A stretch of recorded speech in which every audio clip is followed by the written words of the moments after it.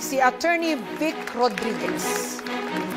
Attorney Vic Rodriguez, magandang gabi. Naging malapit po kayo kay Pangulong Bongbong Marcos. Naging abogado niya at campaign manager noong eleksyon 2022 hanggang italaga po bilang executive secretary nang siya po ay manalo. Pero matapos lang, Attorney Rodriguez, ng halos 3 buwan sa palasyo'y nagbitiw po kayo sa pwesto at pinatalsik din sa partido ng Pangulo at sinabing expelled ka for your incompetence as a public servant, abandonment, and disloyalty. Ang tanong, ano nga po ba ang tunay na dahilan at nagkaroon kayo ng falling out ng Pangulo? Emil, yung una mong katanungan, hindi ko masikmura ang korupsyon kung kaya't ako ay umalis ng Malacanang. Ako ay binigyan pa ng isang posisyon, ang Presidential Chief of Staff, subalit hindi ko na gusto yung direksyon na kanilang tinatahak. Kaya sabi ko, ayoko na at ako'y babalik na lang sa pribado.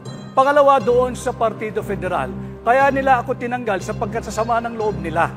Gusto nila, hinihingi nila sa akin nung ako'y Executive Secretary na gawin ko silang chairman ng COMELEC, gawin ko silang chairman ng PAGCOR, gawin ko silang chairman ng PCSO, at gawin ko silang chairman ng Civil Service Commission.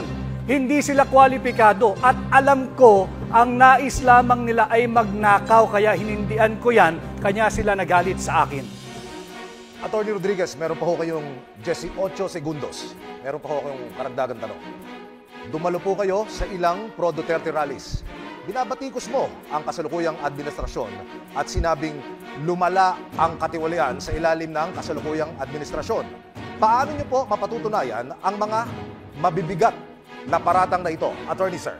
Pag-usapan natin, Emil, yung blanco na 100 bilyong pisong Bicameral Conference Committee report na siyang naging pundasyon ng GAA. Ito ay blanco. This is criminal. This is violation of Article 170 of the Revised Penal Code. Falsification of legislative document.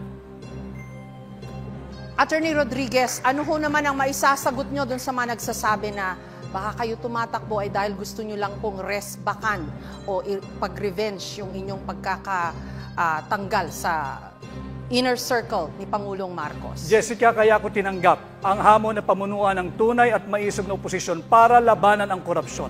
I have just mentioned kay Emil yung kalokohan dito sa 2025 budget. Ito'y punong-puno ng blanco, nakita ko ito, prinisinta namin ito, at ito ang aking lalabanan sa Senado, ang korupsyon. Pero as of today, may 3 na ho yatang nagsabi na wala naman daw pong blanco. Walang blanco, Jessica, ang GAA.